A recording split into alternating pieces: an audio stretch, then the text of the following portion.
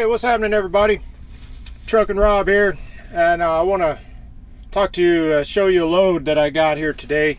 It's train bolsters. It's the swivel part underneath the train that holds the axles. That's about the best way I can explain it. But it's 44,982 pounds. We'll call it 45,000 pounds. We're gonna get out and take a look at it. But here I gotta let you know that this is for entertainment purposes only. Rob Bolin, aka Truckin' Rob, cannot be held responsible for any damages, product damages, equipment damages, injuries, or death. So again, entertainment purposes. I'm just making this video just for entertainment.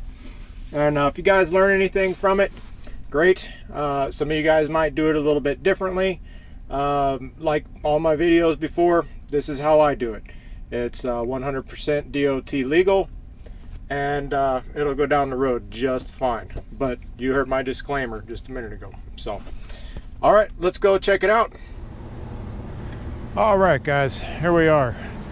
I'm in Granite City, Illinois, right around St. Louis, right on top of St. Louis. Picking up train bolsters, they're called. Like I said, it's the little swivel part that goes on the bottom of the train that holds the axles. As you can see, they got a whole buttload of them here. Plenty of them to go around and keep them trains moving. I'm gonna stop making like half-hour, 45-minute securement videos for you guys. It's just getting too long, unless it's something really cool and I get a lot of requests for. Until then, I'm just gonna kind of continue doing like a review of the securement, just walk around and show you what and why, just so you guys can see this. Some of you guys already know, some of you guys probably hauled a lot of these, and you know, but a lot of these guys don't know. They have no idea. So that's what this video is for. And hell, you might learn something. So we've got about 45,000 pounds on here. DOT says that you need six chains. These are grade 70 chains. I would need 6 of them for that amount of weight. But on loads like this, we don't really go by the weight, we just go by the shape of them. So we've got a mixture of chains and straps on there, as you can see. Some guys just use chains, some guys just use straps. Hey, that's your thing. Like I said at the beginning of this video, this is entertainment purposes only, and this is how I do it. Y'all might do it differently, but this is how I do it. I've been doing it for a long time and never had any problems. So let's start out. I like to throw a strap over each one, just because it makes me feel good, and I tighten the strap before I tighten my chains.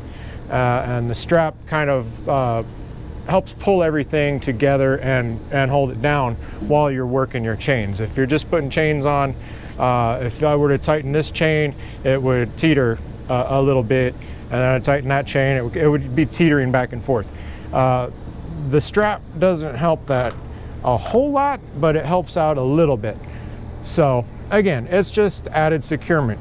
Hey, you guys ever seen that YouTube video where the flatbedder lost his load because he had too much securement on there? Me neither. It doesn't exist. There's no such thing as putting too much securement on here, guys. Some of you guys, some of you older guys might be laughing right now and laughing at the straps. Oh, what do you got the straps on there for, buddy? Oh, is it just for looks? Well, yeah, driver, you know, what does it matter? Really, what does it matter? I put a strap on there. So it just makes me feel good about it. And I put another strap here because if I get an accident, if something happens, this bundle here is gonna be the one that does most of the damage. So yeah, I'm gonna put some more securement on there. These others here, they're gonna hit the step. They still do a lot of damage, but they're not gonna come up in the truck and kill me. Well, possibly, but y'all know what I'm saying. So start out with your strap. You don't have to, it's what I do. Then I've got 2 chains on each bundle, using ratchet binders, alternating on each side. I got one over here and one on the other side. and that's to kind of give it an even pull. You don't want to be pulling to one side or the other. It just helps pull it a little bit more evenly. And then trying to grab 2 spools. Everybody's trailers are different. I try to grab 2 spools wherever I can. Some of you guys might have the pop-up anchor points that come out of the bed, out of the deck. Those are awesome. You can use J hooks. I don't have any J plates or J hooks. Need to get some. I used to have some, and there's lots of ways. But you know, if you have spools and pockets, always try to go for the spool. There should be a load rating plate somewhere on your trailer, guys, that shows you the load rating of each securement point. But I always try, emphasis on try, to grab 2 spools. Okay, and then you'll see some others where I've got a spool in a pocket. It's just where it's going to line up. Okay, and then here on this one again, got 2 chains. Now on your ratchets, these are real close. DOT likes to see a minimum of 3 threads, which is about your finger or your thumb, depending on how big your thumb is. But this one's real close. As you can see, I didn't have a lot of distance, so I did the best I could.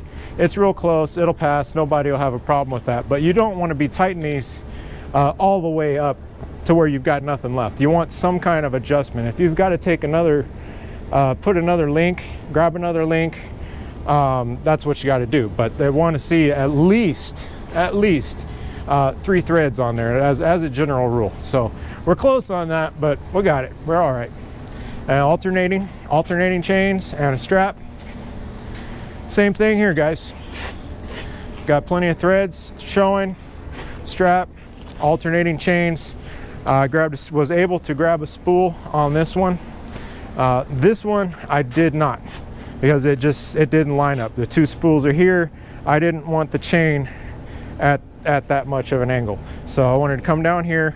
I grabbed a spool and a stake pocket, and I went around the stake pocket versus under. If you go under, a lot of guys just go under.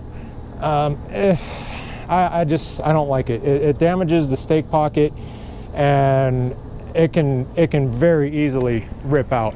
So I always do it like this. Again, you guys might do it differently, or you might say, hey, this is no good, man, you shouldn't be doing that. But this video is for entertainment purposes only, right?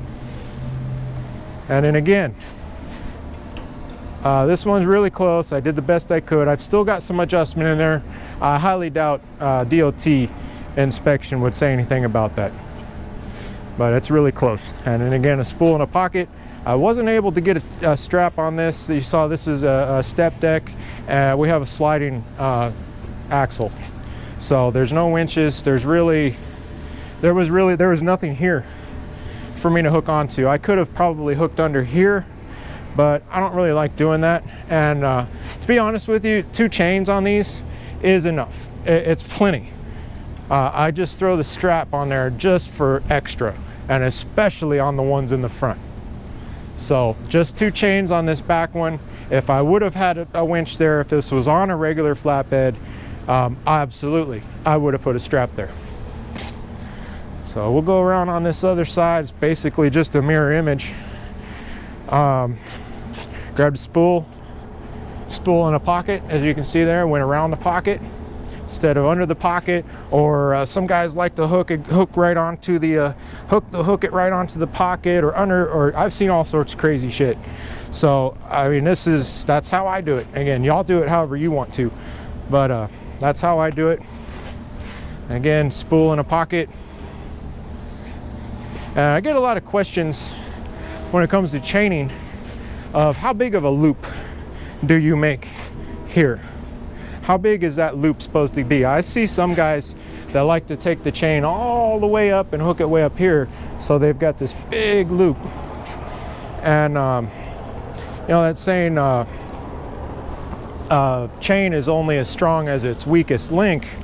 Well, by doing that big ass loop, you're creating more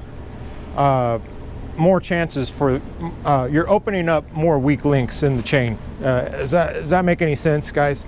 You want this loop. General, my rule of thumb, I usually have a glove on.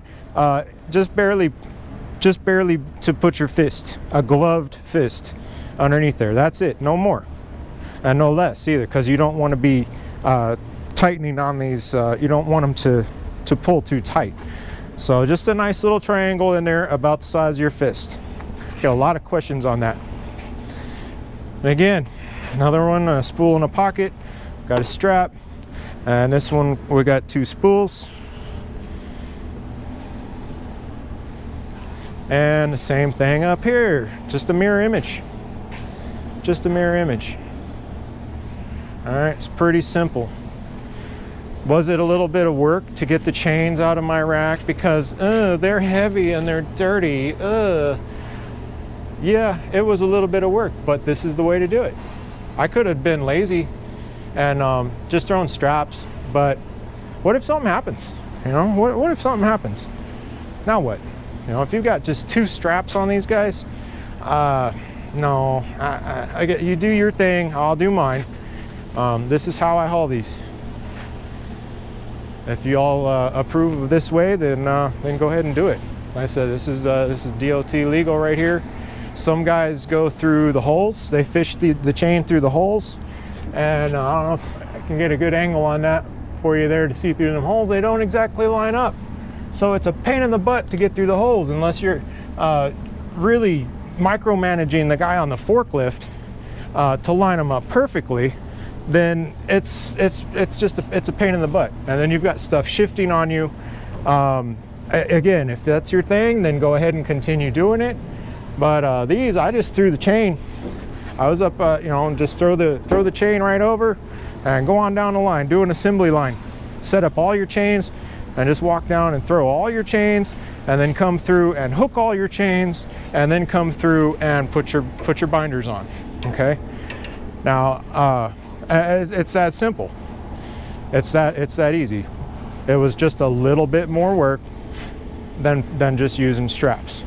Now I'll show you here on my extra chain. Sometimes you just see guys with it flopping over, or it's hanging out, flopping around in the wind. I don't know if you can see up there. I just got a bungee. Just bungee it up there. That's all. To get that extra look, you know, to keep it up out of the way, keep it off the deck. If you're using snap binders, ideally with snap binders, you want to wrap the chain around the snap so it doesn't come undone, and then you would use a bungee to secure the chain around there. So I usually grab my ratchets first. I've got snap binders, but I usually grab these first. Some guys only use snap binders. They hate ratchets. Hey, that's your thing. That's your thing. This isn't a one-size-fits-all kind of deal. You do what works for you, as long as it's legal and safe. Hey, do whatever you want. So I'll step back here and do a quick walk so you guys get another look at it. Pretty straightforward, and it doesn't take much to do the job right. It's hot as hell out here, and you just do your job. Sometimes it's snowing, sometimes it's hot. Hey, guess what? That's flatbed. Suck it up, buttercup. If you don't like it, this is too much work. If you don't like using chains, if like I said earlier, they're too heavy and I get dirty, don't freaking do it. Go pull a reefer, go pull a van, go do something else. Because to do this job right, you're gonna have to get dirty. So, all right guys, that's about all I got for you on this one. Pretty straightforward load.